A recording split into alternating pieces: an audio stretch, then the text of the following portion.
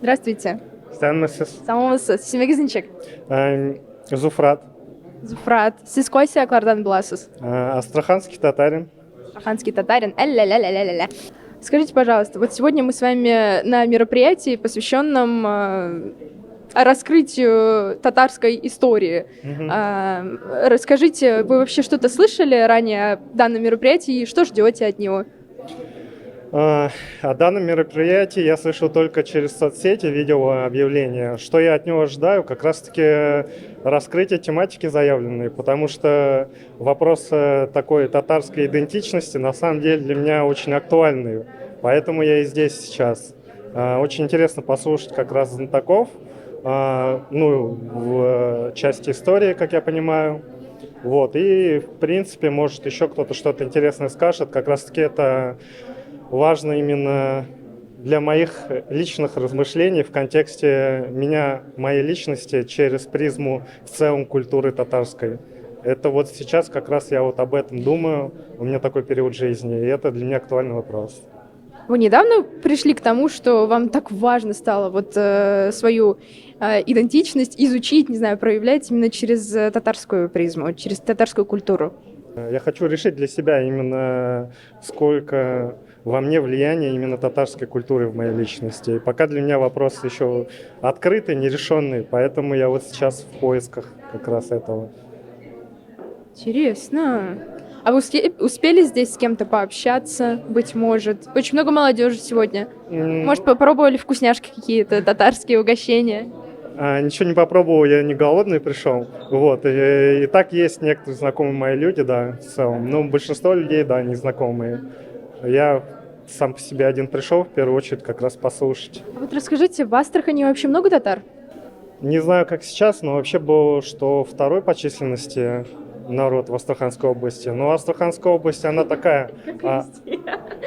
Ну, да, но может сейчас там казаки вторые по численности, потому что Астраханская область — это очень многонациональный регион. Там помимо русских татаров и казахов очень много и кавказских народов, и корейцев, и много разных. И то есть это такой очень своеобразный регион, очень такой многонациональный. Отличаются ли чем-то, скорее, астраханские татары от, например, казанских татар, или башкирских татар, или нижегородских? По поводу диалекта, допустим, татарского языка, там, в принципе, ближе к казанскому татарскому языку разговаривают. Немного, да, есть примесь некоторых слов от нижегородских, например, там, татар в языке присутствует. Но в целом такой диалект, то есть ближе к казанскому. Именно сейчас на курсы хожу, изучаю татарский язык. Всем рекомендую, между прочим, кто плохо знает.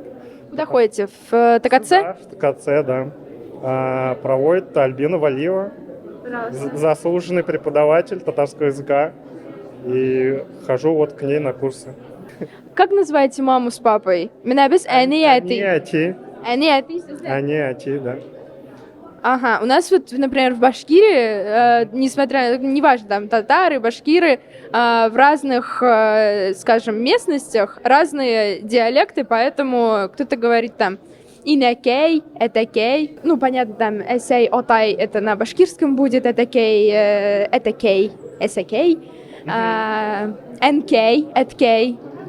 Хорошо, у вас в семье какое татарское блюдо чаще всего пекут, готовят, варят?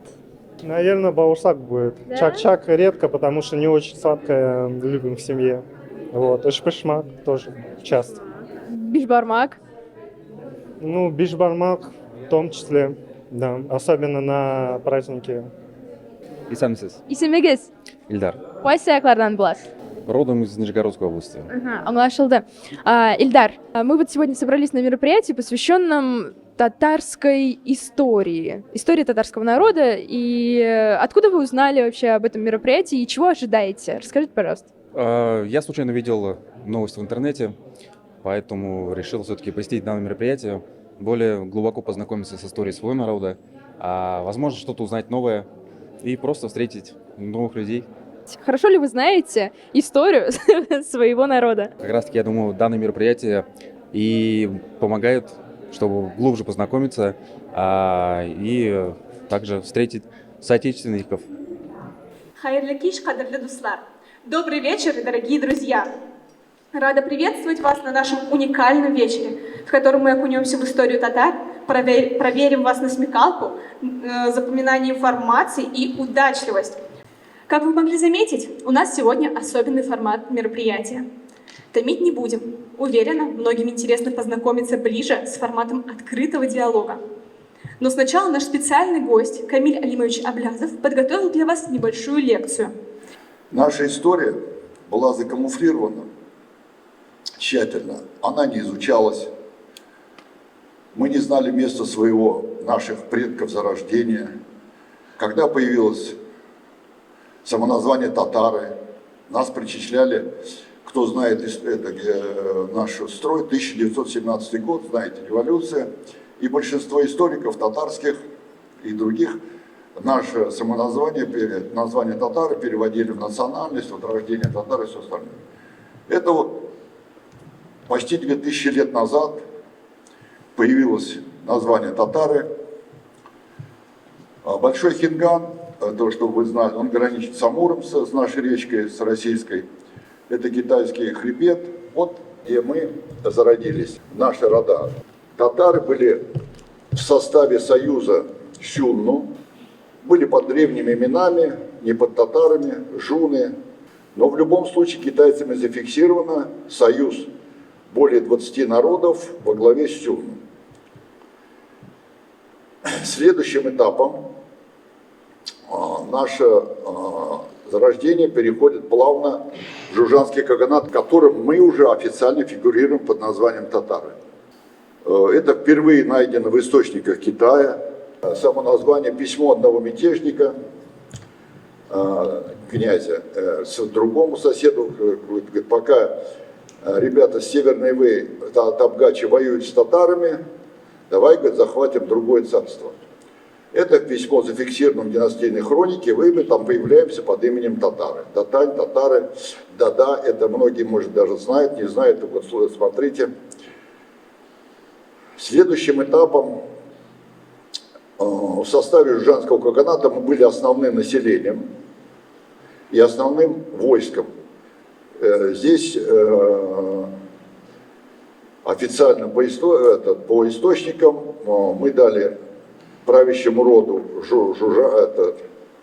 Жоужане, здесь немножко неправильно написано Жоужане, мы дали около 300 тысяч лучников. Это говорит о том, что население многочисленных родов татар общей совокупности составляло около 4, чуть более, чуть менее миллионов человек. Представляя такое количество войск, берем процентное соотношение, получаем количество населения. И вот это вот население потом, оно шло через века, меняясь только в большую сторону. Сейчас будет тюркский каганат, при котором мы уже звучим как 400 тысяч лучников. Мы возглавили тюркский каганат.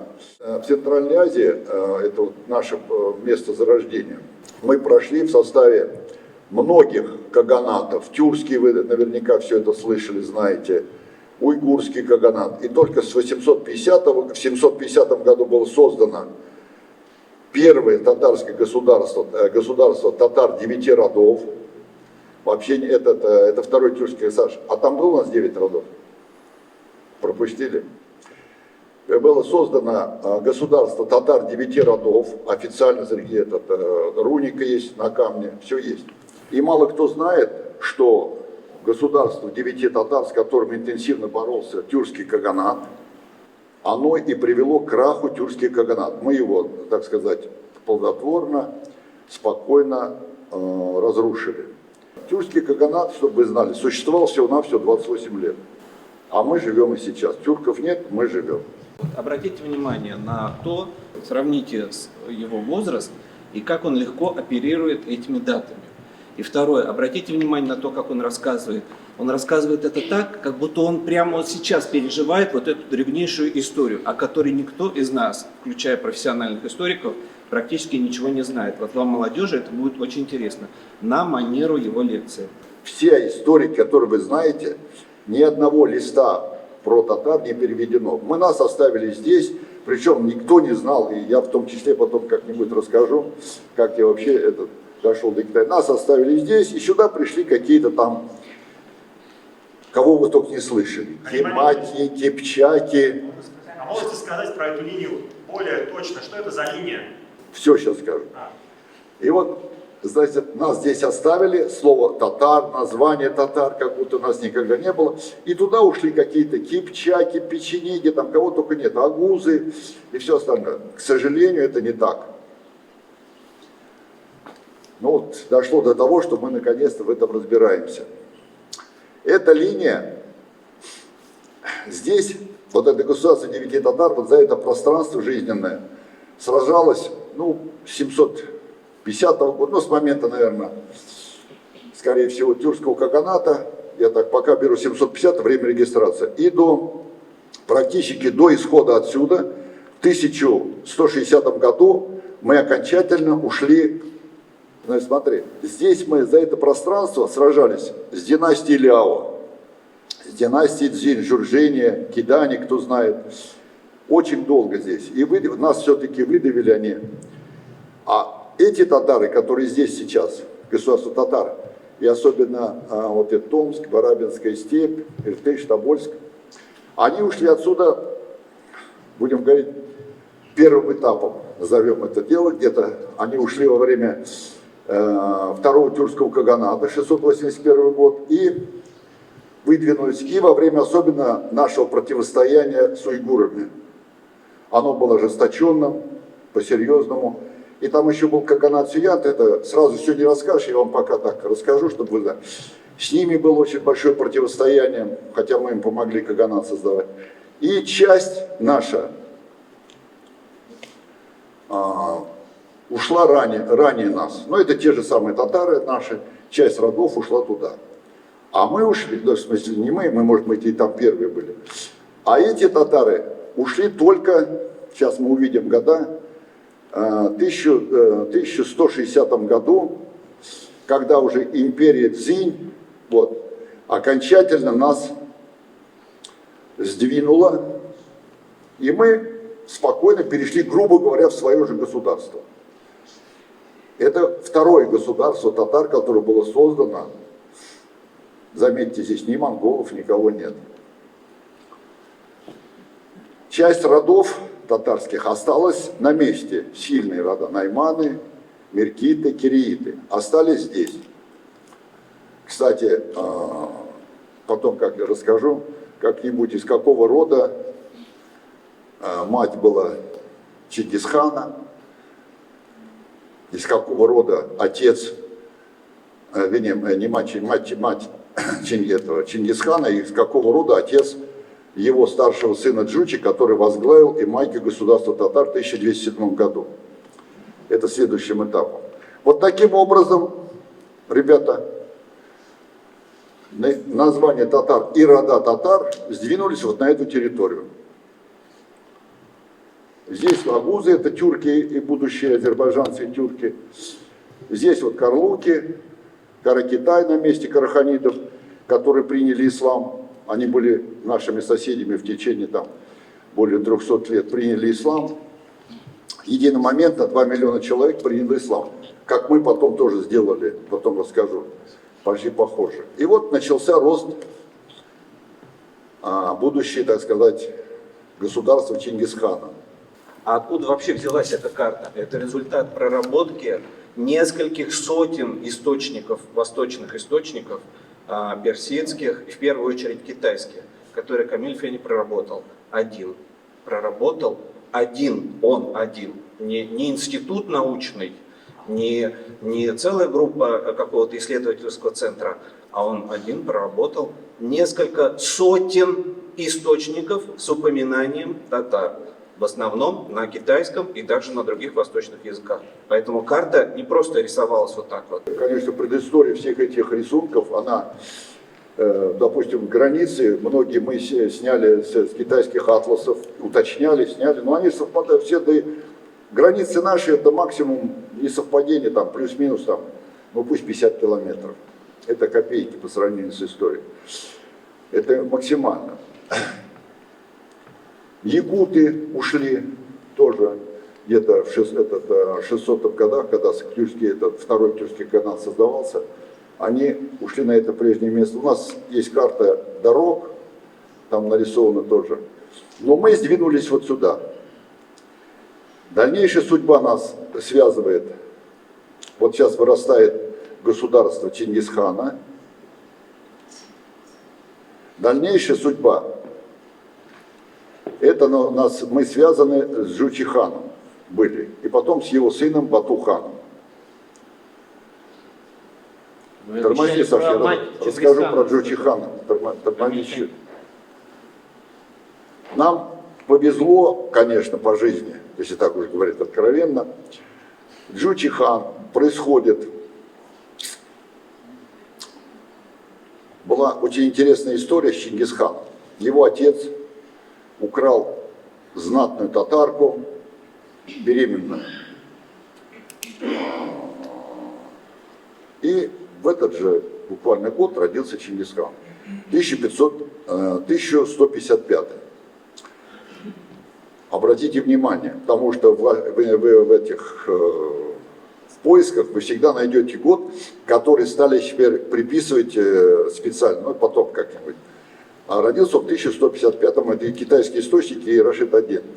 И родился Чингисхан. Отец его принял, все нормально, потом родились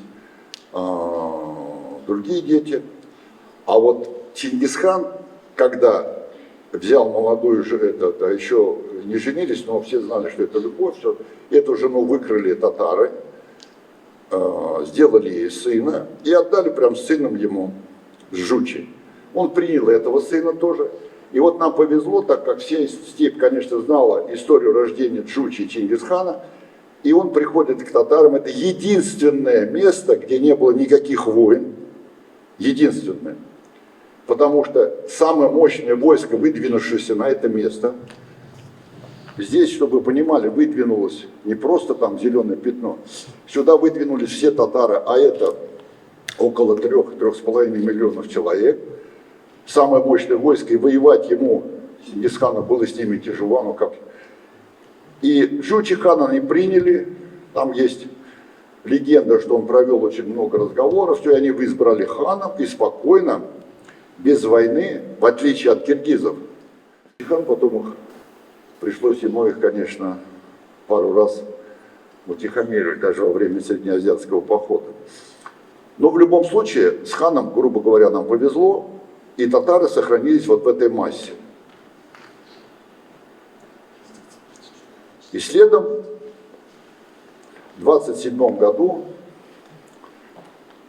Чингисхан, понимая, что Джучи-хан сильнее всех его оставшихся сыновей, а между ними с детства была страшная конфронтация, 3 родившиеся нормальным путем,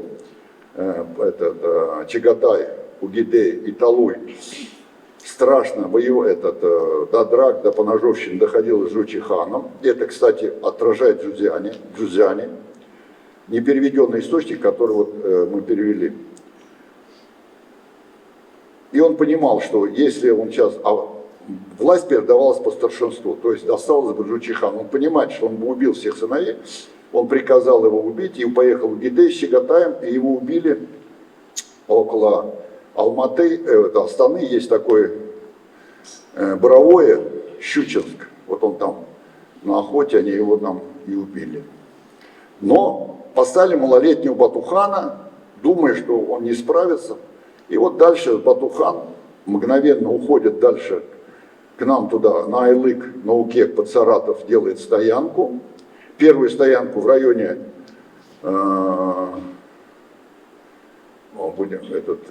между Оренбургом и Бузулуком.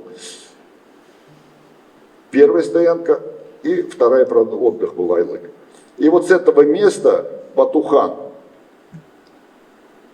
приобретая такое огромное войско, начинает поход, Булгар, мой любимый Бурзян, и захватывает Русь, Киевскую и все оставшееся. Потом, значит, поход, вон по годам смотрите, в Европу, и там происходит самое главное событие этого периода, если вам интересно, каким образом мы отделились. Гуюк хан, сын Убидея, бросает его там, забирает чингизидов. Там у них очень сильная ссора, он обзывает его татарина, огромная ссора такого плана, там, ну, нехорошая. Если бы не Субидей, там, наверное, была бы там поножовщина. Но в любом случае он забирает потом войско и уходит. И Батухан, оставшийся в Европу, завоевывает только с войском татаро-имамского каганата. И возвращаясь назад, все поняли, Гуюк это следующий каган, как бы теоретически номинальный пока империи, это война. Гуюк-хан потом идет с войском добивать Батухана, но погибает. Батухан вышел навстречу, он погибает. Таким образом, произошло разделение. Тоже тщательно скрываемое, ну не скрываемое, а закамуфлированное. Никто ничего не скрывает, если кто раньше. Произошло вот это вот разделение. Вы смотрите, мы так и остались. Возник Улус Хубилая, внука, Улус Хулагу, внука Чингисхана, и Улус Токтичигата, это сын. Забыл, там его, короче, это сын тоже Чагатая, тоже внук этого Чингисхана. А Улус Тулуй, это исторически называется Улус младшего сына. Таким образом, вот произошло полностью расслоение. Заметьте, естественным образом. Это тоже как вот этот переход, включая первое государство и второе, и вот это вот тщательно было закамуфлировано. Как ни странно. Ну, наверное, с точки зрения какой-нибудь политики. Вот сейчас смотрите, буквально не прошло 90 лет, эти оба улуса исчезают, они ассимилируются, а мы идем дальше до сегодняшнего дня. 1320 год, Узбек-хан одномоментно принимает Золотая Орда при Узбек-хане, принимает около 10 миллионов татар, принимает ислам, ханафитского мазхаба. То, что я сейчас скажу, вы должны понимать, мы все в исламе, или ислам в татарах, или татары в исламе. Здесь вот это вот нельзя путать свое фундамент, это свое тариха, с верой путать ну никак нельзя. Потому что если бы не стояли твердо на земле, ислама не было бы в России. Это вот четко, да, всю жизнь никогда бы не было. Потому что мы стояли супер твердо на земле, знали свою историю, поэтому ислам мы оставили в России и сумели принять его одномоментно. Вот это все произошло одномоментно, вся страна приняла ислам, ханафитского мазхаба. Если вы спросите хазрятов, ну берем 1000 хазрятов. Но если 50 человек объяснит, где татары приняли ислам, вы этому удивитесь. Я сомневаюсь. А уж почему мы приняли ханафитский мазхаб, это вообще для них терра инкогнито. Если вы спросите своего хазрята, любимого кого-то, почему принял именно ханафитский мазхаб, выбрал Узбек-хан, это будет тоже ответ, они уйдут от ответа. Ну, я инде, не я инде. А ханафитский мазхаб наиболее полно отвечает в той обстановке, в которой находились в то время каганаты. Сплошная война, захваты, дележ добычи. Он более справедливо распределял. И главное, при сражениях, там все эти капли крови, грязь, все остальное, все это не учитывалось, можно было потом все это делать. А началось ханафитский мазхаб с хана, с брата Батухана Берке, который принял ислам в 1233 году. При Джучи его сразу определил, при Джучи его сказал, будешь мусульманином. И он даже роды, мать звали, кстати, Елдос, было принято по всем мусульманским законам, обрезание, все. И в 1233 году он уже совершал походы, у него было свое войско, около 50 тысяч человек, оно было сплошь в исламе. Ну и, соответственно, когда Узбек-хан пришел, через, получается, 60 лет, через 90 лет, и выборы как бы был, конечно, ислам какой принять толком, но принял, по-исторически принял то, что было Берке, и принял был ислам вы знаете, суннитского и ханафитский мазхаб. Таким образом, мы находимся в своем исламе. И заметьте, я вам хочу сказать, вот эта болтовня вокруг булгар, это сплошная болтовня. Это потому, что вы не интересуетесь своей историей. Булгар к нам никакого отношения не имеет, за исключением того, что мы его первым практически забрали. Что такое Булгар, чтобы вы знали на будущее? Город Булгар, это сплошь построен Золотой Ордой после Укека, Саратов, и Сарай-Бату был построен Булгар. По технологии, кирпичи, все, если вы сравните кирпичи Укека, кирпичи Булгар, теплые полы, бани, все, водопроводы, все это как у нас. Но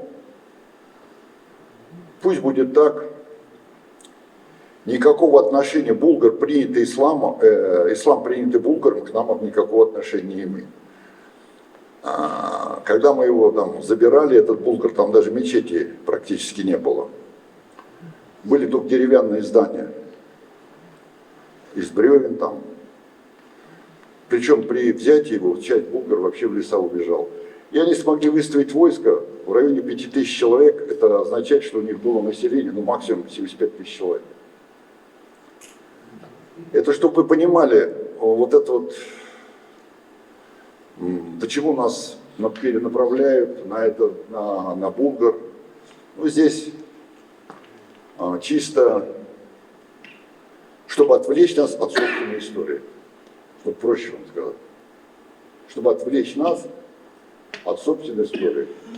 А это вот камни, найденные на месте территории, а красный кирпич можешь показать? Ребята ездили прошлый год в Монголию, я их посылал, на место государства 9 родов, на место государства 9 родов татар. Вот кирпич, прямо на территории лежит, там же лежал плуг, не плуг, а насечка, наконечник на саху. Эти же наконечники лежат в музее Наравчата, Казани, и там вот они нашли свободно этот же совершенно насечник идентично. Кирпичи, которые вы сейчас видели, эти же кирпичи мы производили уже у Укек, Сарай-Бату был построен из этих же красных кирпичей, одна и та же этот. Кстати, если кто понимает в строительстве, вот, пожалуйста, марка нашего кирпича, вы удивитесь, она почти вся была за 200. Этому удивлялся даже ведущий археолог страны, который раскапывал Сарай-Бату более 30 лет, Егоров, Вадим Леонидович. Кто-нибудь понимает марки кирпича? Да. Понимаешь, да? Ты понимаешь, про что я сказал? Марка красного кирпича, который сейчас максимум 125, у татар было 225. Ну, на яйце сделаны. А? Ну и Ростов также сделаны. Почему старые кладки до сих пор? Нет, ну просто это хорошо, что ты понимаешь. Люди не понимают, в чем разница. Максимум все наши здания построены из кирпича, там 125, 135 марки, максимум 150. А мы ложили все здания из марки 200 и 200 и больше. Керамические трубы лежат до сих пор. Это водопроводы. Вода холодная, горячая. Это вот ножницы найдены прямо на территории государства. Вот этот копье, ну там сейчас еще будет, еще много рисунков. Очень интересно узнать, во что верили наши предки до ислама. Ну, вот, на что они опирались, когда правили, сплочались. Это Атакюнь. Это святое место татар. Ну, будем говорить про татароязычных народов. Тюркоязычных, кстати, говорить это нельзя, это обидно. Это вот плата на уровне 2000, сколько, 200 метров? 200 метров. С этого плата здесь встречали самых именитых гостей, ханов, там, императора, послов. Здесь стояли юрты и смотрели рассвет, вот этот Атакюнь, гора Атакюнь. Хан Тенгри, можете прочитать. И вот это тенгризм или там, это вот наша вера была, долго. Хан Тенгри. Там была конфедерация родов, сначала 30 родов, потом 9. Это нас и спасло по жизни, что у нас была конфедерация, состоящая из 9 крупных объединений, под которыми были мелкие рода. Таким образом, у нас не было никаких проблем. И на чем основывалось? В том, что вот поэтапно мы шли через многие века. Сначала были подчиненные, потом на первое место вышли латентно. И у всех вот этих вот каганатов перед нами, в составе которых мы шли, вера была в небо, в гору, она для них олицетворяла единство. Такой вопрос. Вы говорите, то, что булгар не имеет к нам отношения, но мне кажется, это не совсем... Кто говорит? Да.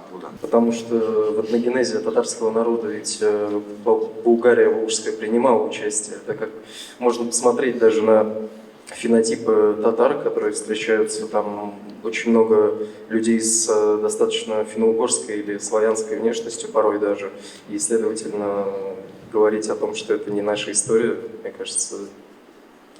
Еще раз повторюсь, к нам отношение булгар не имеет ни в каком понятии, ни в этногенезе, слово хорошее про это я вспомнил, ни в исламе, ни в каком. Это было небольшое совершенно племя, 75-50 тысяч человек, которые практически в течение 7 дней исчезло. И ассимилировалась она уже в этом же столетии практически. На могилах уже перестали писать булгарские буквы. Это показывает ее слабость и никчемность. Но все равно, следовательно, если мы их ассимилировали, то они имеют отношение к нашей истории. Чтобы иметь к нам отношение, должно быть народу, чтобы нас ассимилировать, минимум 15 миллионов. Как мы можем просто так 4 миллиона сесть под 50 тысяч? Немножко арифметику включи. Вот у меня вопрос. Вы говорите, что никак это не связано. А как это вообще может быть не связано? Вот ты сравни булгар и съезди, сравни бильярд. Я вот как раз таки... Там зеленый, такой земляной небольшой вал, из него торчат ветки. Это весь город. Это показывает уровень. И ты, булгары, ты видишь кирпичные фундаменты, мечеть видишь, которую тебе предки сложили. Разницу почувствуй. Кто знает, где находится Булгар, он должен нанести на карту территорию булгарского государства и сравнить ее с территорией Золотой Орды. Сегодня мы присутствуем при рождении революции. Почему? В ваших головах должна произойти революция. Потому что двумя господствующими теориями об этногенезе татар, я вот как этнолог, являются две гипотезы. Первая – это монголо-татарское происхождение, монголо-татарская ига. Она знакома каждому из нас по учебе в школе. То есть татары – это производные от монголо-татарского ига, которые пришли, завоевали, потом куда-то исчезли почти. Вторая версия, она активно развивалась, начиная с 1940-х годов. Почему? Потому что было соответствующее идеологическое постановление, какой-то комитет, который в приказном порядке приказал идеологам и авторам из Татарской ССР развивать только одну идеологию происхождения татарской нации и только одну версию, это булгарская. Она... в очень слабом виде она развивалась в период Советского Союза, и дальше, после распада СССР, она стала господствующей идеологической школой. Каждая такая теория, она обосновывается не столько фактами, сколько идеологическим заказом. А сегодня нам рассказали очень кратко лекцию о том, что у татарской нации имеются совершенно другие корни, очень древние, намного древнее, чем булгарское государство, и намного древнее, чем монголо-татарская империя, которую неправильно называют Золотой Ордой, потому что мы видели, что монголо-татарская империя, она была намного больше, захватывая Китай, Среднюю Азию, Иран и прочее. То есть эта теория, которую сегодня Камиль Фенди озвучивает нам на основании множества древних восточных источников, она нашими этнологами, историками и идеологами практически не разработана, лишь самыми такими слабыми штрихами. Вам дают почву для размышления, для того, чтобы вы произвели в головах своих революцию и пошли учить китайский и персидский языки, чтобы найти там древние корни татар. Мы зафиксированы на 700 лет раньше, чем монголы зафиксированы, извиняюсь, на 600, чем монголы зафиксированы в китайских династийных хрониках после. Это не говорит о том, плохие они или хорошие, то есть степень развития вы должны сравнивать даже так.